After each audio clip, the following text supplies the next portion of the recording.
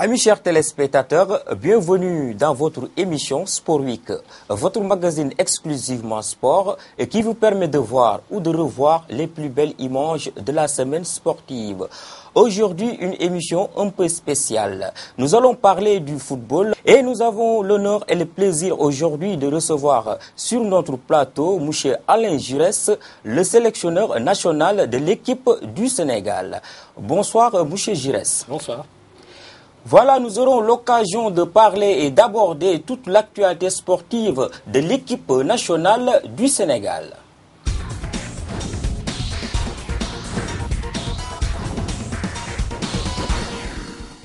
Voilà Alain Giresse, un des grands footballeurs de 1970 à 1988, avant d'être entraîneur des clubs comme Toulouse FC, le PSG, les Phares de Rabat et puis sélectionneur du Gabon de 2006 à 2010, du Mali de 2010 à 2012. Avec lui, il a terminé à la 3e place de la CAN 2012 au Gabon et Guinée équatoriale.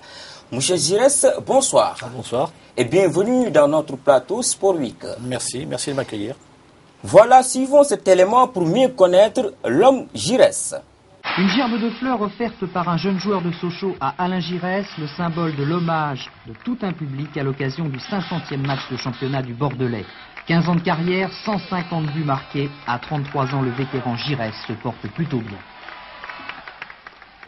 Hier à Sochaux, le capitaine bordelais à la tête d'une formation très rajeunie et amoindrie par l'absence de 5 titulaires a donné l'exemple, distribuant bien le jeu en milieu de terrain et se montrant très incisif en attaque.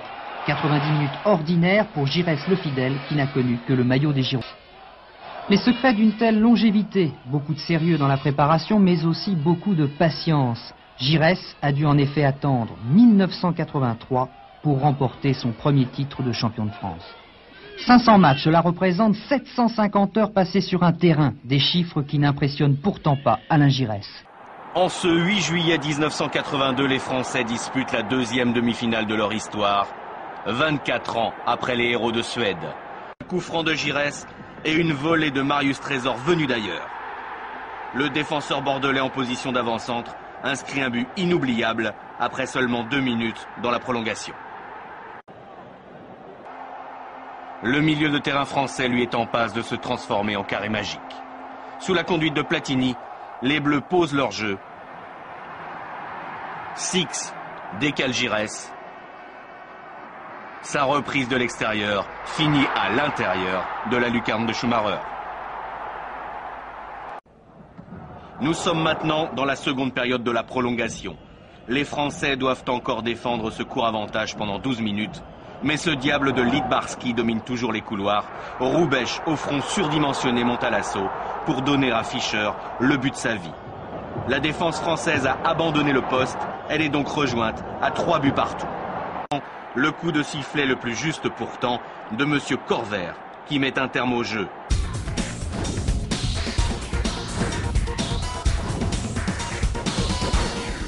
Voilà, après cet élément, M. Giresse, quel bilan tirez-vous de votre arrivée à l'équipe nationale, une sorte d'évaluation?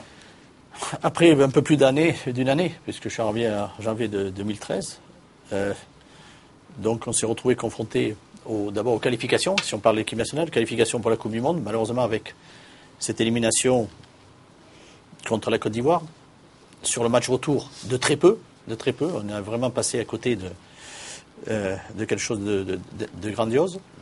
Donc, à travers cela, ce qui est la première chose, ce sont les résultats.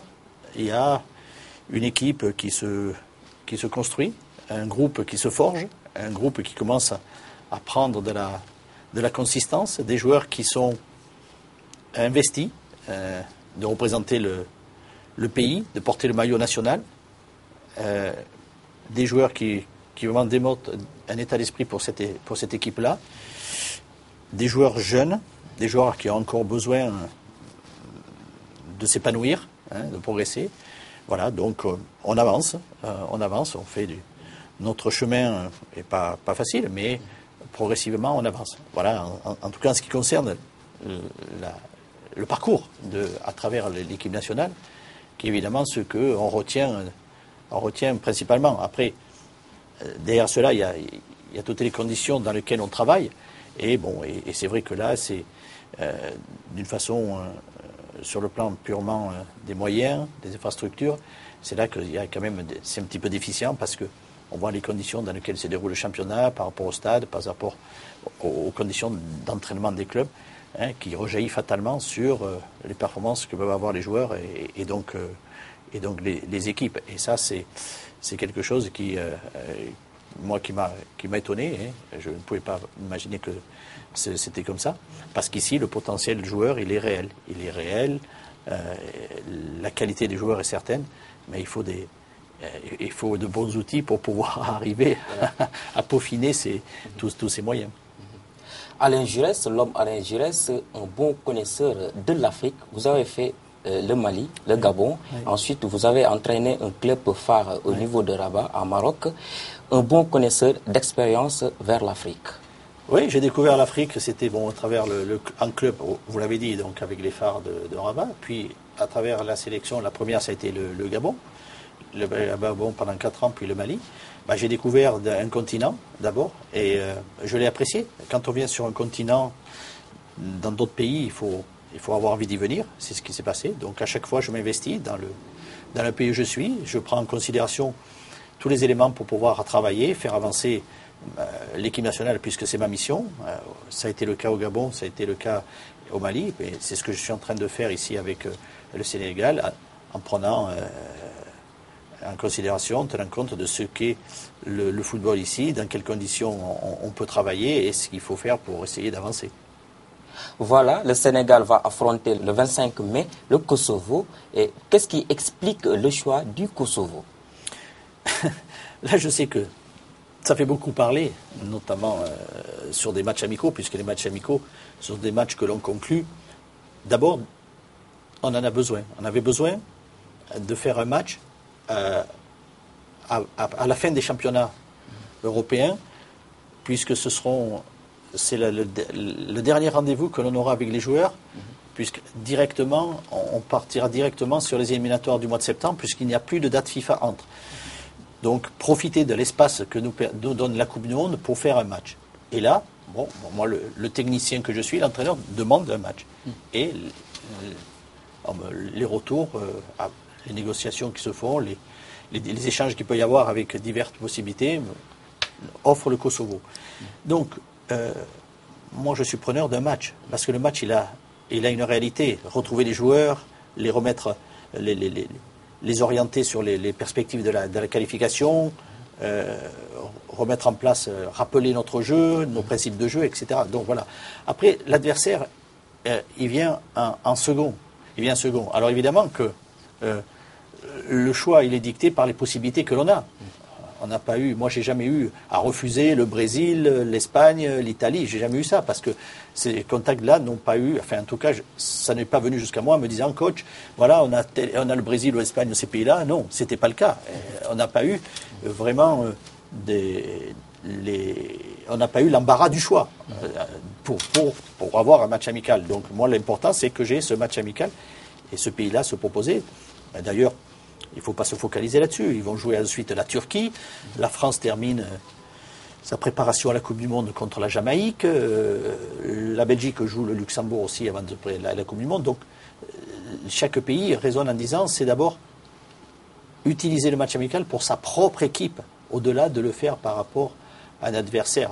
Bien sûr que c'est toujours intéressant de jouer tous les grands pays, mais est-ce que la possibilité n'existe pas toujours de pouvoir le réaliser? Êtes-vous toujours sur la dynamique de Casa, de conserver l'équipe ou bien donc on peut avoir quelques réaménagements, c'est-à-dire quelques changements, parce qu'on nous dit qu'il y a des jours, il y a des blessures comme Papis Demba Cissé qui s'est blessé, il y a aussi Cheikh Meng, la blessure de Cheikh Meng. Donc comptez-vous encore apporter donc quelques réaménagements par rapport à la liste que vous devez dévoiler? Alors d'abord, si réaménagement il y a, déjà, il faut partir d'un constat, c'est que ce que le groupe a fait, et notamment sur la dernière rencontre à Casa, démontre que on a une référence de qualité, puisqu'ils ont fourni un match de très niveau. Je dirais l'équipe, mais l'ensemble du groupe a permis que ça se réalise.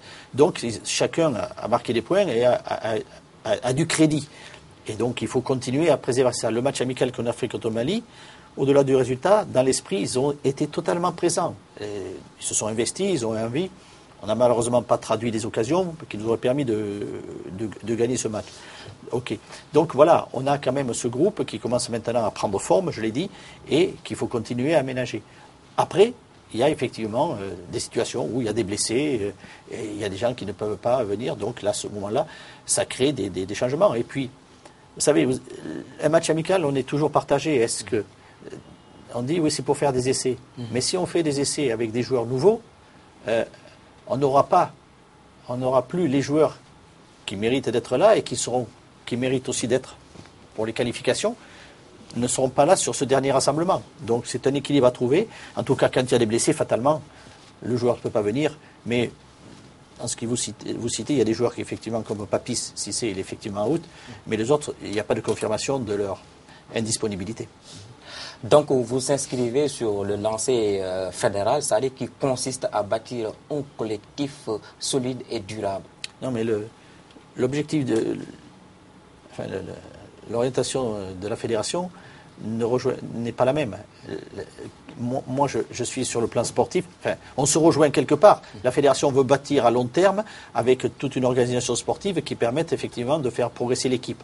Moi, je raisonne de la même façon, mais directement par rapport au terrain. Mais quand on a un groupe aujourd'hui qui démontre toute son envie de faire quelque chose, tout son désir de venir, et vous le voyez très bien avec ces joueurs binationaux qui sont quand même venus, et d'autres qui sont susceptibles de venir, ça veut dire qu'il y a un intérêt pour ces joueurs-là, qui avaient la possibilité de choisir une autre sélection, de venir avec le pays. Tout ça, ce sont des éléments positifs pour nous.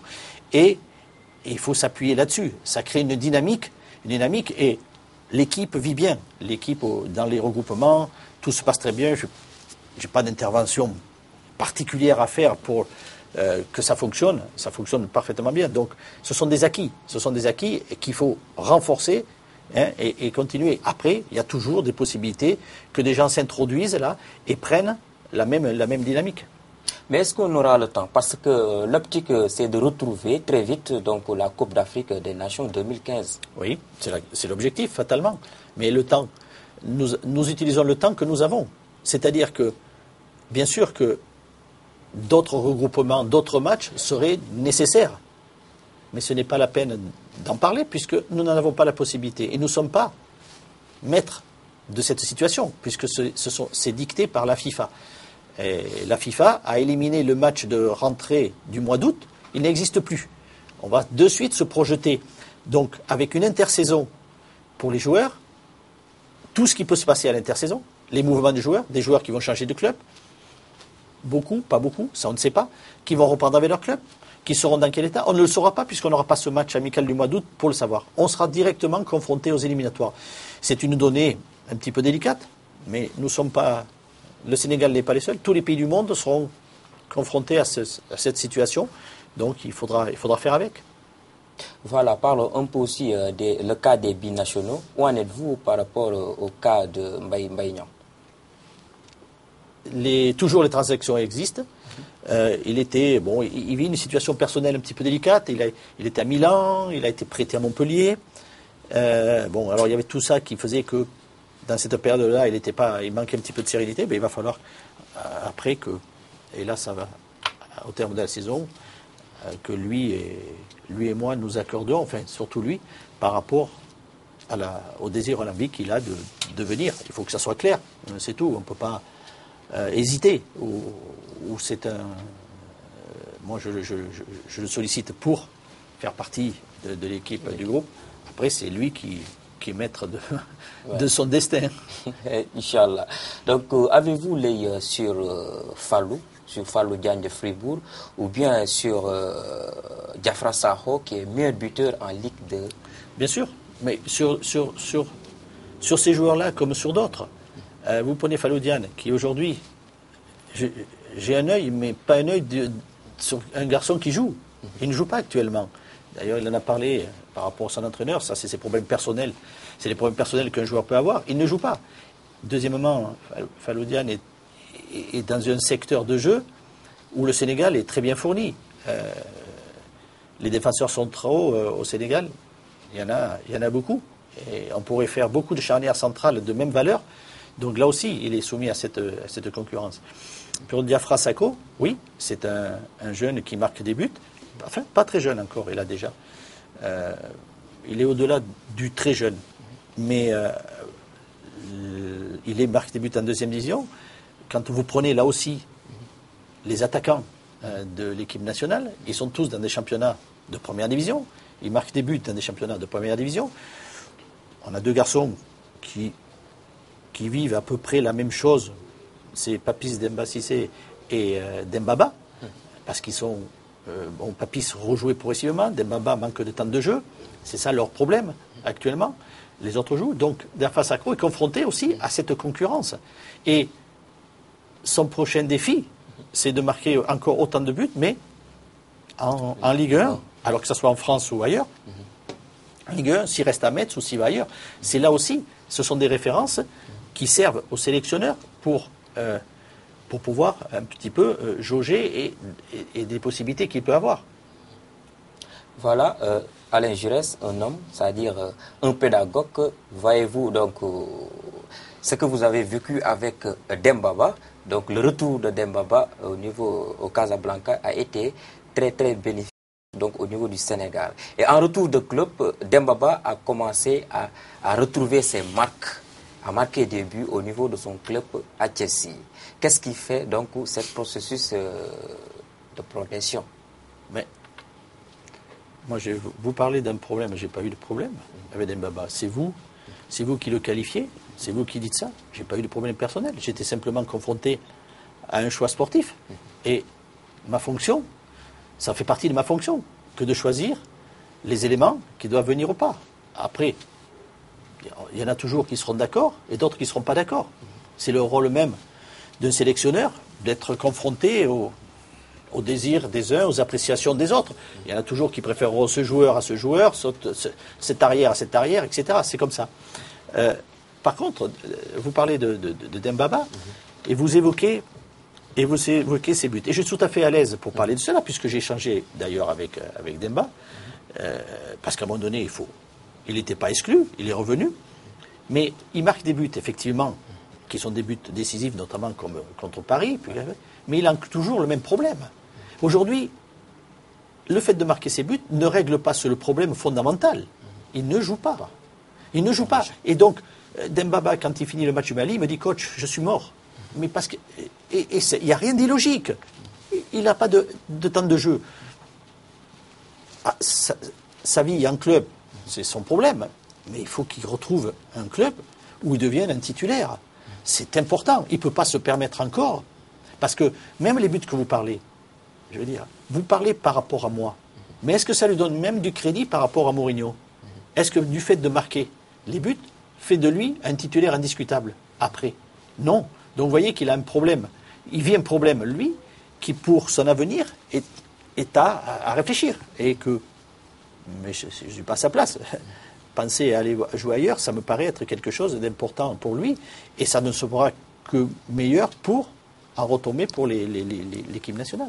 Voilà, ça c'est clair. Donc après le Kosovo, le Sénégal aura comme adversaire le Gabon ou bien? Non, ce n'est pas officialisé encore.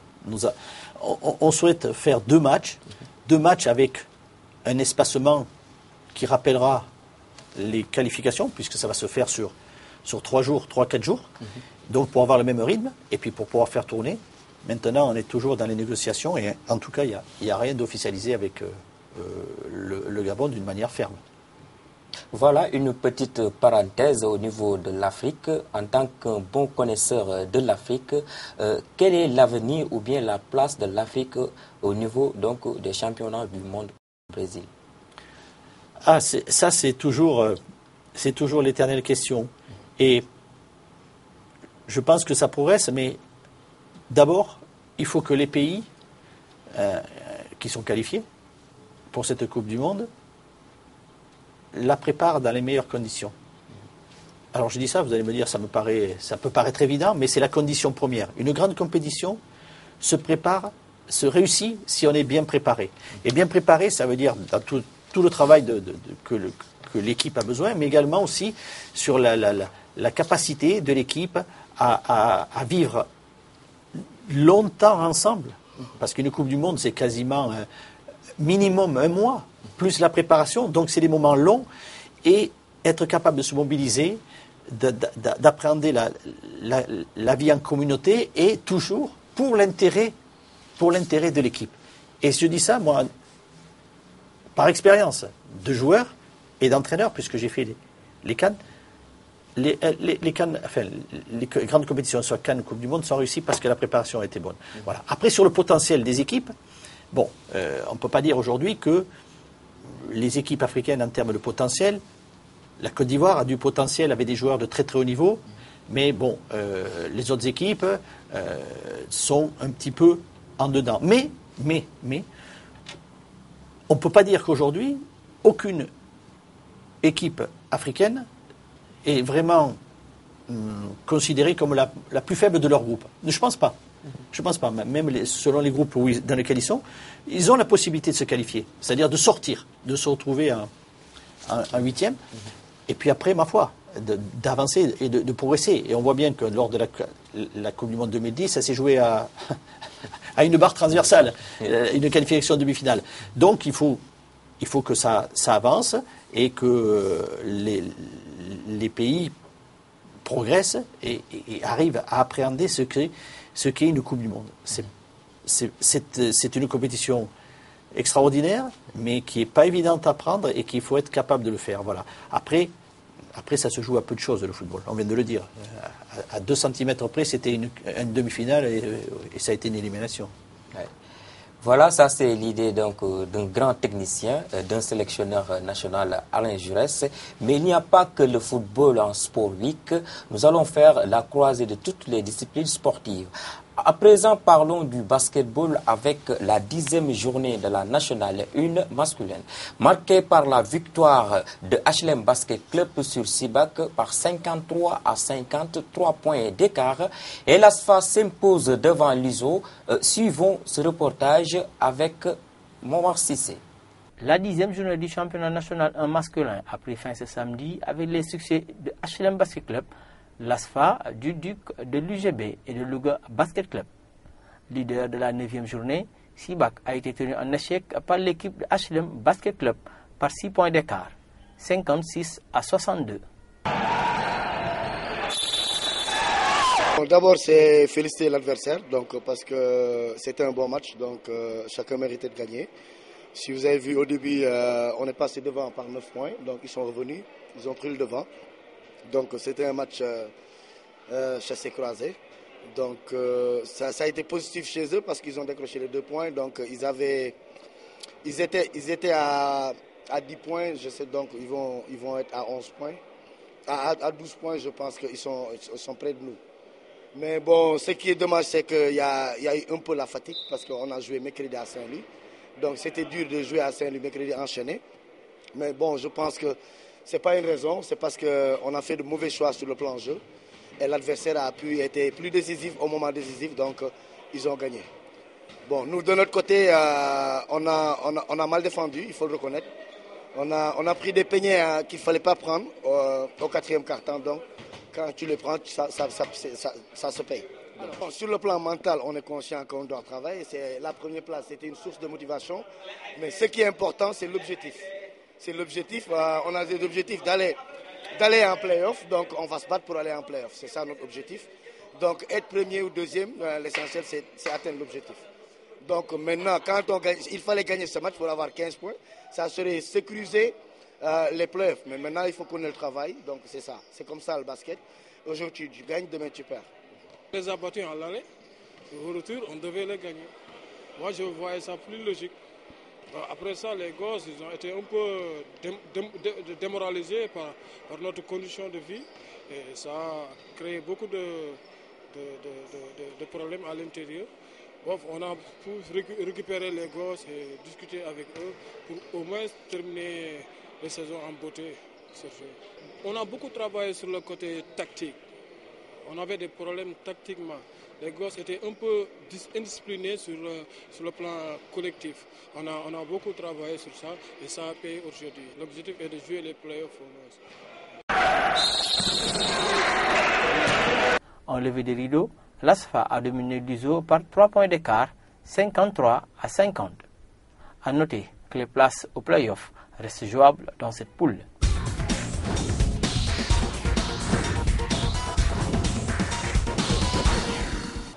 Voilà, c'était du basketball. Alain Jaurès, êtes-vous intéressé par le basket? Oui, je suis non, quand on est sportif, vous savez, on s'intéresse à tous les sports. Donc on a un œil, je dirais, attentif sur tous les sports qui peuvent se pratiquer, évidemment principalement les sports collectifs, entre autres, mais aussi les autres sports individuels m'attirent mon attention, oui. Et à part le football, quel est votre sport préféré? Alors attention, à part le football, mon sport préféré, il y a deux façons de le dire. Sport préféré à regarder ou sport préféré à pratiquer? À pratiquer. Alors à pratiquer, j'aime bien le tennis. Le tennis, c'est un sport individuel et puis la trajectoire de la balle correspond aussi à la trajectoire du ballon, donc j'aime bien pratiquer le tennis, un petit peu de golf. Mais bon, après à regarder, je suis français et j'aime bien regarder le rugby. Je sais qu'ici, pas très développé, même si je sais qu'il y a une équipe nationale qui existe ici. Donc le rugby, le basket, tous les autres sports aussi sont agréables. Et les Jeux olympiques, évidemment, quand c'est le moment. Et quel jugement faites-vous au niveau donc de la pratique du sport au Sénégal? Je vois que le Sénégal est un pays sportif. Quand on voit les gens qui s'adonnent à cette pratique, après c'est toujours pareil. Il faut que les possibilités existent d'avoir des moyens pour pouvoir justement passer de la pratique de masse à la pratique d'élite pour obtenir des résultats. Et c'est ça l'image sportive d'un pays est toujours renvoyée par des résultats qui sont obtenus au niveau le plus élevé, quelle que soit la discipline. Voilà, on vient juste sur votre souvenir, donc dans votre vie professionnelle ou bien dans votre vie donc, de football. Qu'est-ce qui vous a plus marqué dans votre carrière? Déjà, c'est plus agréable d'être joueur qu'entraîneur. Quand on est joueur, on vit les émotions, on vit les moments avec beaucoup plus d'intensité que quand on est entraîneur. Parce que joueur, on ne se préoccupe que de soi avec son équipe.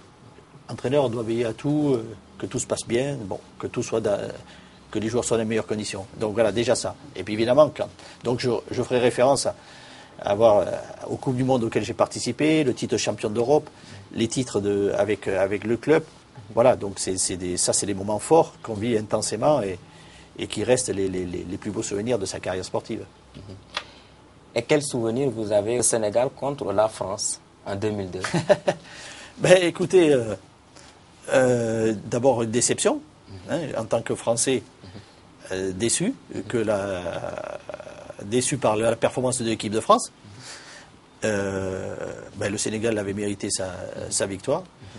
Et derrière, on s'est aperçu que c'était une Coupe du Monde qui, malheureusement, a été complètement ratée par la France. Et ce jour-là, cette victoire du Sénégal avait bien lancé la Coupe du Monde du Sénégal, puisqu'ils ont pu aller jusqu'en quart de finale. Voilà. Mais sur le coup, en tant que Français, on était assez déçus de ce résultat. Ouais. Et êtes-vous prêt pour le match retour Sénégal contre France? Oui. Si ça sera un match amical. Oui, dans le cadre d'un match amical, mais pourquoi pas? Vous savez, de toute façon, ça n'effacera pas pour la France, ni pour le Sénégal, ce qui a été fait. C'est-à-dire que la victoire du Sénégal contre la France en Coupe du Monde restera avec plus de valeur que le match Sénégal et le résultat qu'il peut y avoir sur un France-Sénégal qui peut se renouveler. C'est pas, on ne va pas gommer ce titre, en tout cas ce résultat extraordinaire du Sénégal d'être quart finaliste. Ça, c'est gravé à vie. Donc après, pourquoi pas rejouer contre la France? Il y a bien d'autres matchs qui se disputent entre adversaires, entre sélections, et qui ne donnent pas lieu à des polémiques. Voilà, donc vous êtes prêt donc à faire revivre le peuple sénégalais, ce qu'il a vécu donc en 2002. Non, c'est pas la même chose. On ne peut pas comparer. Vous ne pouvez pas comparer un match de Coupe du Monde avec un match amical. Il n'y a aucune relation.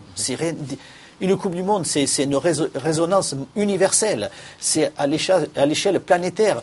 Ça permet à un pays de vivre des choses extraordinaires. Le Sénégal a dû le vivre, la France en 98 l'a vécu. Donc ne mettons pas ce parallèle, évitons de faire ces parallèles parce qu'il ne peut pas y en avoir. Il peut pas y en avoir, c'est ce que je disais. Et le Sénégal qui a battu la France en 2002, même si la France bat le Sénégal sur un match amical, ça n'effacera pas que le Sénégal a toujours battu la France pour cette Coupe du Monde. Non, il n'y a pas de commune mesure. Ça peut être un match amical qui peut servir à la France comme au Sénégal, mais sans faire revivre le passé en tout cas. Et maintenant, quels sont les objectifs qui vous ont été assignés par la Fédération jusqu'ici? Vous savez, les objectifs, c'est bien sûr la qualification à la CAN 2015. Voilà, et c'est l'objectif que l'on doit avoir quand on prépare et quand on manage l'équipe nationale. Voilà, nous sommes au terme de notre émission. Quel est votre dernier mot, M. Giresse? Je vais parler plus par rapport aux supporters, de leur dire que leur équipe nationale travaille, leur équipe nationale progresse, qu'on fait tout, on met tous les ingrédients pour que cela arrive, et que, évidemment, une équipe nationale, c'est l'équipe d'un pays, et elle a besoin de tous ses atouts et de tous ses éléments, et les supporters en font partie. Parce que je pose le cas du match contre la Côte d'Ivoire à Casa. Je pense que si nous jouons ce match-là comme l'équipe l'a joué, avec 50 000 ou 60 000 spectateurs qui sont acquis à notre cause, je pense que la qualification aurait été acquise. Parce que, quelque part, ça aurait donné une force supplémentaire aux joueurs, à l'équipe, et qui aurait permis de marquer ce deuxième but, qui avait la possibilité, c'est vrai, de marquer, mais là, ça l'aurait donné. Voilà, donc, pour dire qu'on a besoin de tous et qu'il faut pousser fort pour que l'équipe nationale, bien sûr, de notre côté, du côté de la fédération, du côté du staff, du côté des joueurs, et puis avec l'aide des supporters pour arriver à ce que tout le monde soit heureux et fier des résultats de l'équipe nationale. Bien sûr, donc il nous faut de la lucidité, ensuite de la patience pour pousser notre équipe nationale vers la CAN 2015. Voilà, amis chers téléspectateurs, c'était tout pour aujourd'hui. Nous vous donnons rendez-vous sur un autre numéro de Sport Week sur Mourchid TV, la chaîne des valeurs. Du sport, toujours du sport, encore du sport. Big up.